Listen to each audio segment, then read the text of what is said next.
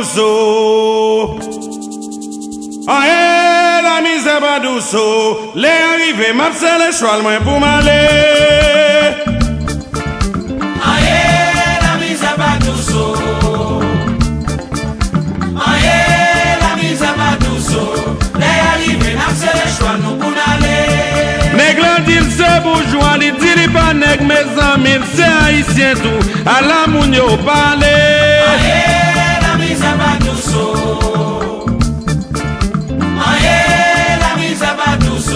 Les arrivés n'a fait le choix nous pour aller.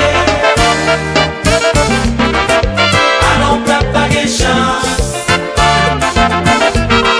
Depuis Christophe Colomb, il a fait passer misère. En balade le bâtiment. Il a rangé les ancêtres nous yo. Mais esclaves en Haïti. C'est pour ça vie a décommencé pour nous. 1492 à 1804, nous étions dans l'esclavage. Et un siècle plus tard, des choqués colons blancs et américains débarqués. 1915 à 1934, c'est un cauchemar pour nous. Opportuniste qui voit ça, t'as pour ma vieille rassemblé. Ça m'a la main, y'a plus j'ai peuple là, pour ça jeune agent. Yo fait nos bâtis qui te payent, pour canter pour Miami, oh, l'île est pour nous retourner.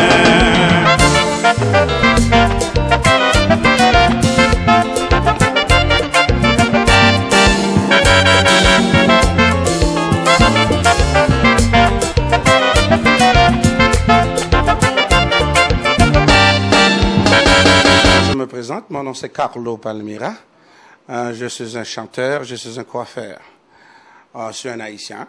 Bon, j'étais aux États-Unis, j'ai laissé Montréal en 86. Là, je suis de retour. Je suis un Canadien haïtien. Je suis un musicien qui a été aux États-Unis pour jouer dans des groupes haïtiens aux États-Unis. Là, je suis de retour à Montréal. Je fais un salon qui s'appelle Contact, salon de coiffure sur la rue Fleury. C'est 2855 Fleury. Comme ça. Bon, Haïtiens, on a pas parlé de nous-mêmes, de s'annouiller, et puis on n'est rien d'autre qu'un Africain. Et puis, qui dit Congolais, dit Haïtien quoi. Chers amis, mesdames, mesdemoiselles, messieurs, amis fidèles du réseau de la diaspora 24 heures sur 7, bonjour, bienvenue sur la chaîne que vous suivez depuis un certain temps. Aujourd'hui, le réseau de la diaspora est à Montréal. Nous sommes venus dans le cadre du gala que l'organisation des professionnels congolais a organisé à Montréal. Et à travers ce gala, on a donné justement des prix de reconnaissance, de réalisation des Congolais dans le milieu, dans leur profession qui diversifiait, qui partait du plombier, médecin, informaticien, génie civil, ainsi de suite, dont vous verrez les images. Aujourd'hui, nous sommes à Montréal, je crois Est, on me corrigera, nous sommes à Saint-Michel.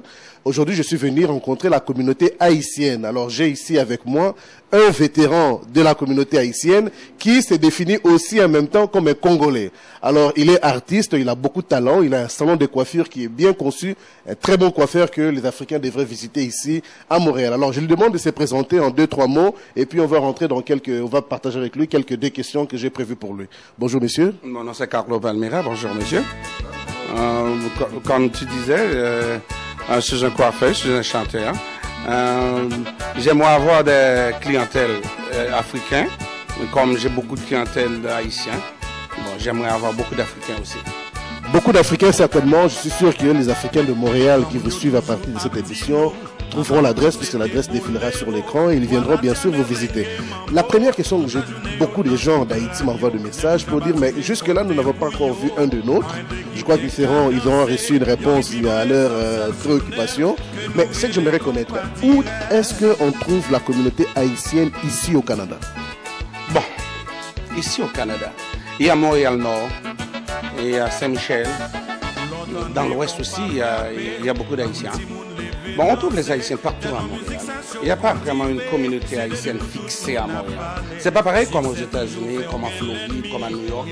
Il y a une communauté haïtienne. Il y a un coin qui ce sont tous des Haïtiens. On trouve les Haïtiens partout à Montréal. Montréal-Nord, l'Ouest, ici à Saint-Michel, dans l'Est, il y a des Haïtiens partout à Montréal. C'est vraiment un peu... comment dire ça? Ils sont éparpillés. J'ai raté l'expression parce que je viens des États-Unis, je parle plus langue. Ici, on frangle de toute façon. Yes. La diaspora haïtienne, je sais que souvent quand les Africains, quand je parle des Africains, je parle de Noirs, lorsque les Noirs discutent entre eux, les Africains en général, ils disent quand même que les Haïtiens, ce sont justement les premiers Noirs qui se sont libérés du joug de l'esclavage. Parce que vous avez eu votre indépendance, ça fait presque 400 ans maintenant. Pas 400 ans après. Il y a un centenaire, 200 ans, oui. Mais pourtant, quand on regarde l'Haïti, comparé au Jamaïque et d'autres pays africains, l'Haïti est un peu... Ce que je peux dire d'Haïti, c'est que un Haïtien, c'est un leader en caractère. Mais nous n'avons pas de fraternité entre nous autres, les Haïtiens. Lorsqu'on est Haïtien, on a beaucoup de préjugés entre nous-mêmes. Un préjugé de classe, un préjugé d'habits, un préjugé de monnaie, un préjugé de voiture, un préjugé de femme. On a beaucoup de préjugés. Mais le bon Dieu va nous aider. On va s'en sortir. Je sais qu'entre nous, les Haïtiens, maintenant là, on est en train de lutter pour créer une sorte de fraternité entre nous autres. Ça ne va pas venir demain matin, mais un jour, ça va arriver. Un jour, certes, ça va arriver. L'Haïti est connu dans le monde pour surtout ses talents de musique, les zouks, le compas, ainsi de suite. Vous êtes artiste. Est-ce que c'est la musique que vous explorez, les zouks et le compas? Parlez-nous un peu de vos compétences artistiques. Moi, je suis un gars qui a commencé à chanter, j'avais 17 ans, professionnel en Haïti. Donc, comme ça, je me suis rendu ici, j'ai passé pas mal de groupes à Montréal. En 86, j'ai décidé d'aller aux États-Unis pour voir qu'est-ce que je peux faire. En arrivant aux États-Unis, j'avais beaucoup de succès, j'ai passé 26 ans. L'année dernière, j'ai décidé de retourner ici, je suis retourné. Mais en quelque sorte, la musique haïtienne ici à Montréal, c'est pas pareil comme aux États-Unis. Aux États-Unis, il y a beaucoup de monde, on sort tout le temps. Mais ici, s'il n'y a pas un groupe qui vient des États-Unis ou d'autre part, il n'y a pas beaucoup de monde. Les groupes qui jouent, qui restent à Montréal, ils n'ont pas de personne. Je trouve ça un peu... Bon, je ne peux pas dire désagréable et plate, mais je trouve que ce n'est pas correct. Est-ce que vous êtes artiste musicien ou artiste chanteur et qu'est-ce que vous chantez au juste? Je suis un artiste, je suis un musicien, je chante un peu de tout. Le compas, le zouk, un boléro, du jazz, n'importe quoi, je suis un musicien quoi. Un vrai musicien, d'ailleurs, mesdames, mesdemoiselles, messieurs, vous qui nous suivez de partout au Canada et ailleurs, Monsieur Bacha vient de sortir un nouvel album. J'ai ici... le nom du groupe c'est Bacha. Voilà, donc mon invité Carlo, je m'excuse. Donc comme j'ai dit, je suis en tournée, donc on a fait connaissance aujourd'hui. Je vais m'habituer avec son nom. C'est un homme très talentueux, il a le sens de l'humour. On a beaucoup ri avant de faire cette interview, mais tant mieux, on reviendra peut-être sur d'autres éléments là-dessus. Donc voilà, le groupe Bacha vient de sortir un nouvel album qui s'appelle Pokeno. Pokeno, c'est le nom d'une chanson. Bon, pour moi, le nom Pokeno, pour moi c'est Wowo. Le nom de l'album c'est Wowo. Mais tu sais, le monde choisit pour Pokeno, j'ai pas le choix. Mais l'album il est vraiment bon, il est très intéressant. Ça fait près de 3 mois qu'il est sorti. Ça joue beaucoup dans les radios ici. On a beaucoup de succès. Qu'est-ce que vous amenez de nouveau dans l'album Pokeno? Bon, dans l'album de Bacha, il y a beaucoup de musiciens qui jouent là-dedans, beaucoup de professionnels. Il y a Loubert Chancy, il y a André Desjean, il y a Fedler, celui qui jouerait dans New Look, il y a Capi, du Tabou Combo, il y a Tipolis. Il y a beaucoup de musiciens professionnels. Il y a beaucoup de musiciens professionnels qui jouent dans cet album-là. Mais ce qui arrive, c'est comme si le monde, ils sont intéressés à un style de musique comme le rara. Bon, il y a New Look, il y a d'autres groupes à part de Bacha. Il y a beaucoup de groupes haïtiens. Bon, si je vais parler de Bacha, Bacha en quelque sorte, c'est un groupe professionnel on a fait, et ceci dit là, si on a beaucoup de succès, on va faire le groupe. Si le succès est un tout petit peu, on va faire un deuxième album pour que ça devienne un peu plus grand. Que les mélomanes vous connaissent, vous identifient, vous aiment et vous suivent en fonction de vos audios. C'est ça, c'est ça. Pour moi, dans l'album, il y a une chanson qui s'appelle laisse voir, Timidité. Pour moi, c'est ça que j'aime. Timidité, c'est quoi? Ça parle de la timidité en tant que timidité ou bien... Je pense que je suis un gars un peu timide pour parler avec les filles.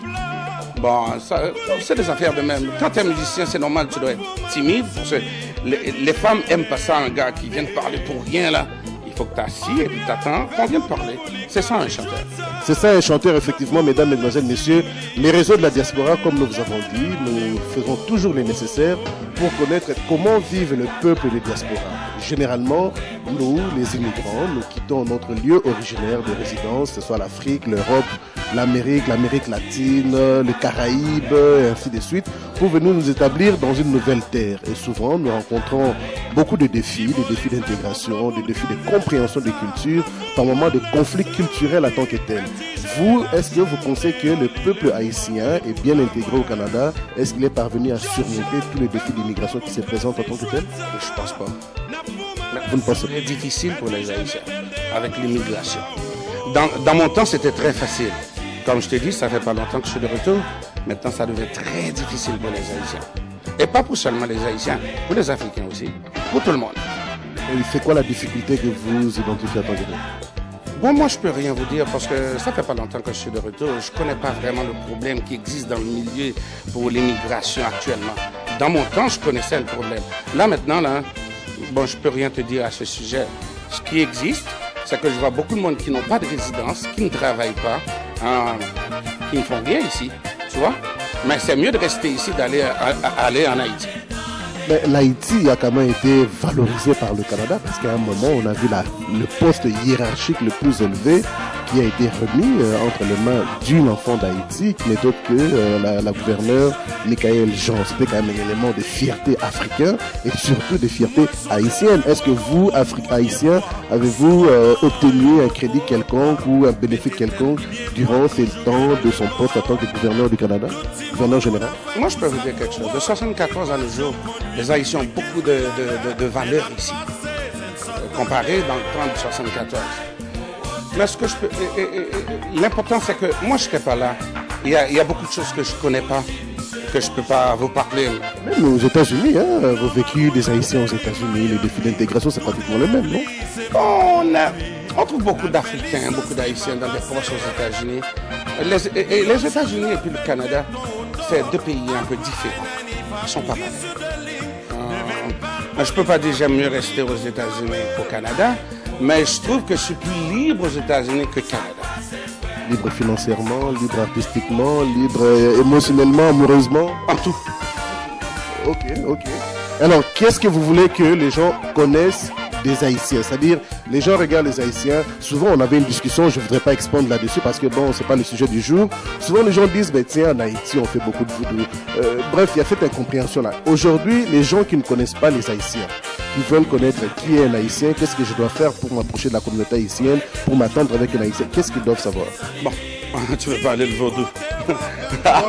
Non, j'ai dit, on en a fait mention. Bon, ok. Le vaudou, ça vient de l'Afrique. Ça vient pas d'Haïti. Bon, c'est pas tout le monde qui fait le vaudou. Moi, je fais pas le vaudou. Je crois dans le bon Dieu. Mais j'ai rien contre un homme, si t'es au grand ou t'es beau, comme on dit les Haïtiens, là. C'est tes affaires.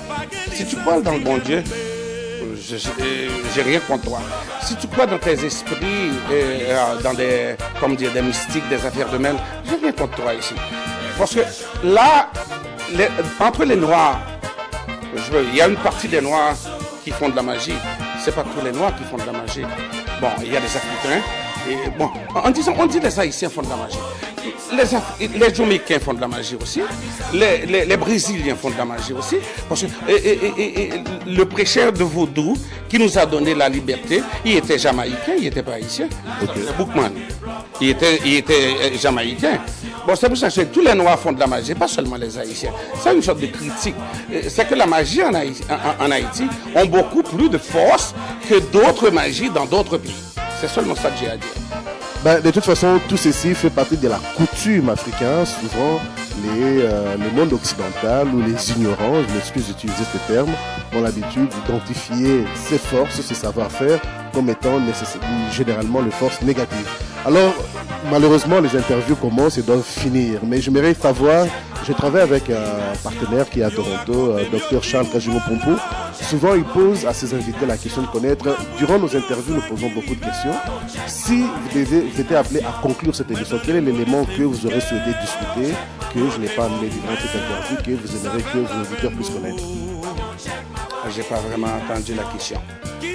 Qu'est-ce que le dernier mot que vous aimeriez partager avec les auditeurs des réseaux de la diaspora d'Haïti, d'Afrique, d'Europe, d'Asie, qui vous suivent en tant que tel? Alors, ce que je peux dire à la communauté d'Haïtiennes, africaines, c'est d'essayer d'être unis, parce que nous sommes des Noirs. Mieux qu'on est unis, là, on va aller plus loin. C'est ça, c'est seulement ça que j'ai à dire. L'union fait la force, mesdames, mesdemoiselles, messieurs. Voilà, c'était pour nous, Réseau de la Diaspora, une grande fierté d'arriver ici à Montréal et de rencontrer une grande communauté haïtienne. C'est une communauté très dynamique, une communauté chaleureuse. Peut-être on va prendre les images de l'endroit où nous nous trouvons. C'est un grand coiffeur, il coiffe très bien. J'aurais peut-être voulu vous montrer une coiffure qui venait juste de terminer, mais vous savez, la liberté des gens, on ne veut pas en abuser. Mais est-il que j'ai pu assister, comme d'autres coiffeurs qu'il y a dans la ville, mais ici j'ai vu un grand coiffeur qui se distingue aussi bien dans la musique que dans d'autres choses. Donc, c'était votre fidèle serviteur à partir de Montréal Saint-Michel, où vous pouvez trouver une grande communauté haïtienne et pourquoi pas africaine, congolaise, ainsi de suite. Pour le réseau de la diaspora au www.dn247.net, Aimé Kabouya, votre fidèle serviteur, merci d'avoir suivi. Merci beaucoup, Monsieur Carlos. Merci bien. À très bientôt. Comme je disais, je suis de retour à Montréal. Les Africains et les Haïtiens qui voulaient savoir c'est qui, en quelque sorte, où est-ce qu'on est. Et avant, quand on était Haïtiens, on disait que les Haïtiens viennent Congo, ils viennent Guinée, ils viennent Bénin. Alors, un Haïtien, c'est un Congolais, un Congolais, c'est un Haïtien. Dès que tu es noir, tu es africain. Je m'en fous, tu es Haïtien, tu es Français, tu es Congolais, tu es n'importe quoi. Tu es noir, tu es africain, tu es Jamaïcain, tu es un Africain. C'est ça. Lorsqu'on est noir, on est africain. Je suis fier d'être africain aussi, je suis fier d'être haïtien. C'est simple. Et si un Africain a besoin d'autres renseignements à ce sujet, viens dans le Contact Barbershop. On va vous parler des Congolais et des Haïtiens. C'est simple.